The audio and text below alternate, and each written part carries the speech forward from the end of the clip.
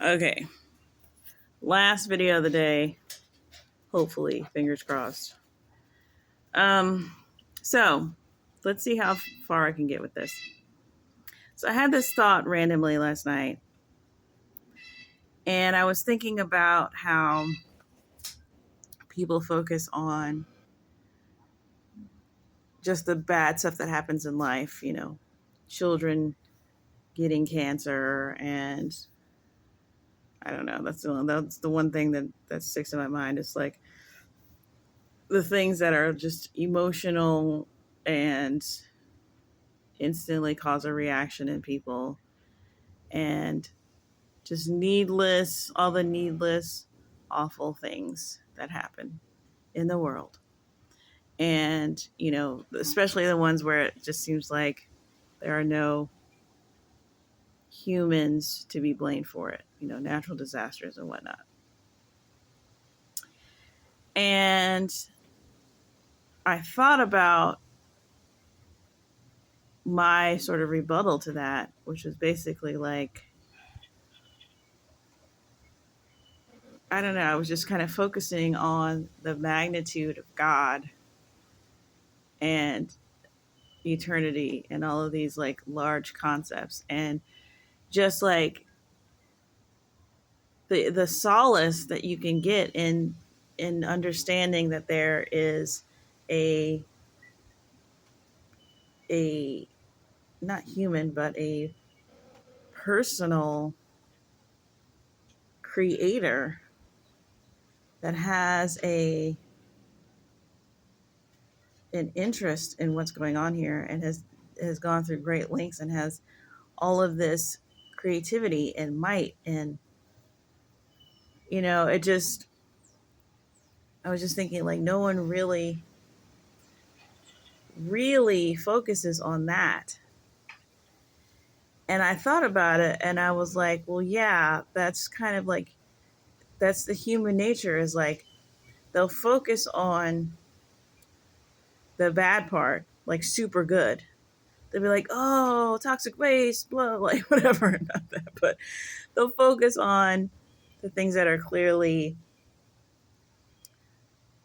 the bad parts about having a fallen world. And they'll focus on those things really hard. But then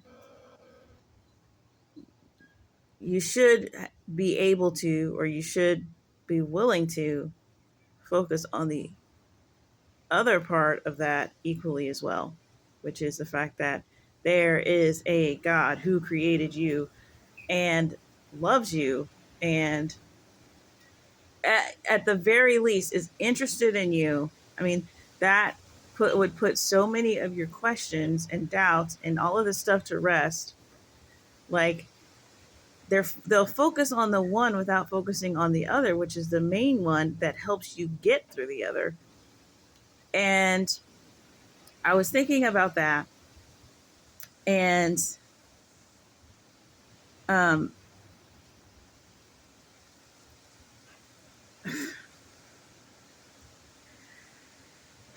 here's what I put down. Okay, here's what I put down in the middle of the night. Keeping the fullness of God's glory at arm's length while absorbing the bad parts, and as a result, I didn't put as a result, but I put a little arrow, keeps them from realizing its triviality compared to the kingdom. So, yeah, if you could, as soon as you have a debate about there is a God, or if you have somebody entertain the idea that there is a God,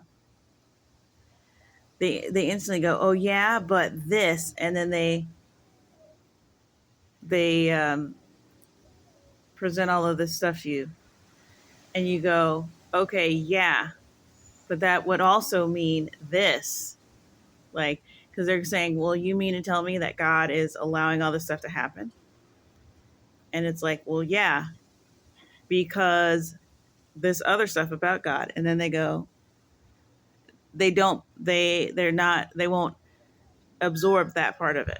They just absorb the bad part. And it's like, okay, well, if you absorbed the initial part about God, you would be able to look at that other stuff within the proper context. But you're still looking from that at your same level, soul level. So then I was like, then I realized that that is a direct result of having a carnal mind. Because the carnal mind, and this is why when you're carnally minded, you can't come to God at all. Because the carnal mind, it's like having some sort of brain disorder where you can only see certain things in front of your face. And like if it's something, if it's brown or whatever is missing, then you can't see it at all.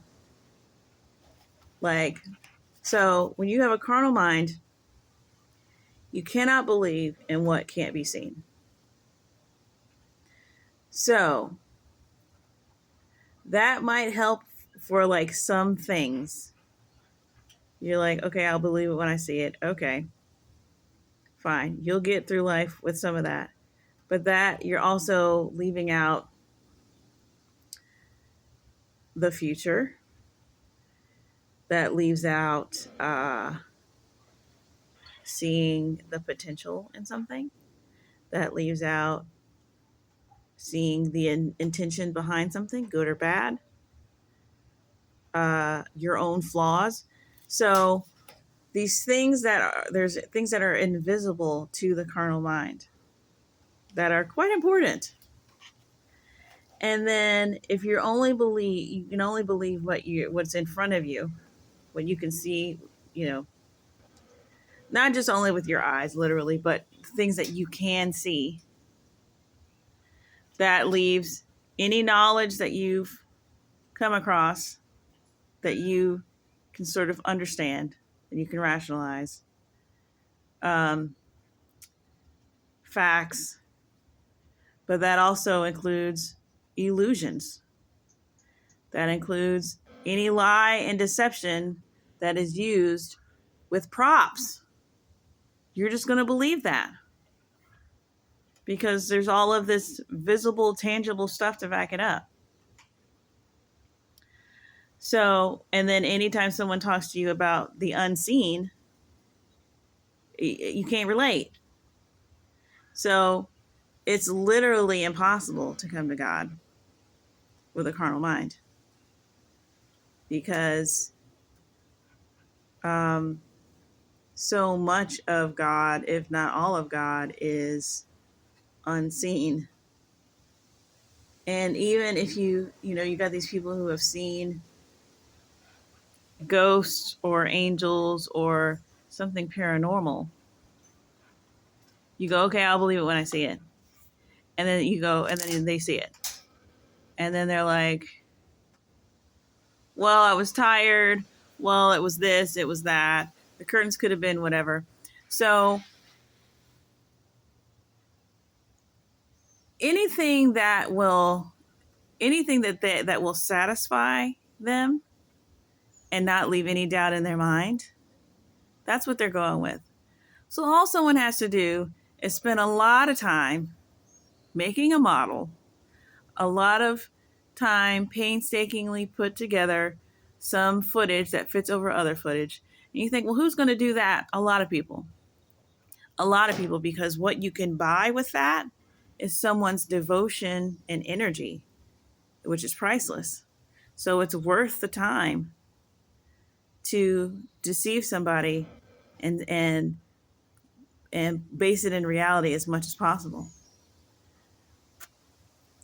That's just people we're talking about. We're not even talking about the devil, who has the most motives of anyone who can motive to get you to believe something that isn't true.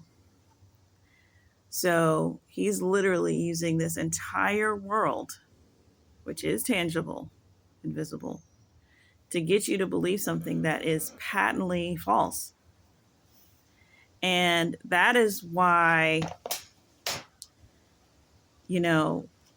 especially since he knows what he's saying is a lie too. It's not like he has his own philosophy and God has his own philosophy and he's trying to get people to his side. He knows that what God is offering you is correct or is the thing. He knows it's the better deal. That's why it's so funny to him. That's why when people go to hell and they have these sort of torture montages, and it's very personalized and based in things that they did, and it's mockery and taunting is a big part of it because it's so hilarious to him that he was able to get you to leave your home and come spend eternity in torment with him. That, I mean, they can't feel pleasure anymore. This is all they got. They can't feel joy. They're completely cut off from everything that's of God. This is all they got. And they're going to milk it for all it's worth. Like, I'm telling you guys, the means, motive, and opportunity that's going on with, like, even if you don't believe that and you think it's just a story, it's one of the most airtight stories. The most airtight. I mean, think of all of the crappy movies that have come out in the last couple of years that have made tens of millions of dollars. And think of these motives for these villains. And I think that's part of the reason why these movies suck so bad is because they're not based in reality. They're based in the delusions that the devil presents us with to get us to do garbage. So when you try to put that in a narrative, it makes absolutely no sense. But he's not going to draw attention to that if you're not going to.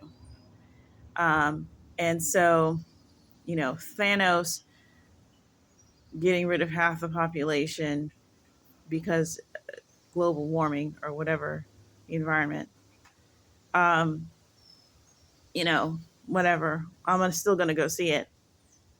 But I mean,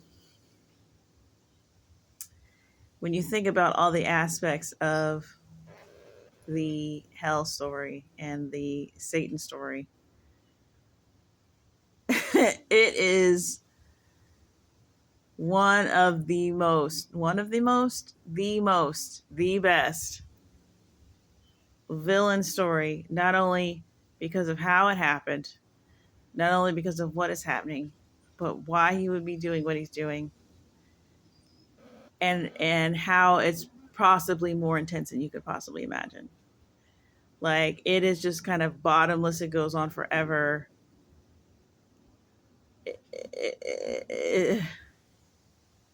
Like, it's a lot. And it's more complex, I think, than the story that God has, because God doesn't need to be complex. All he has to do is want to create something because he is love. And he doesn't really need much more motivation than that.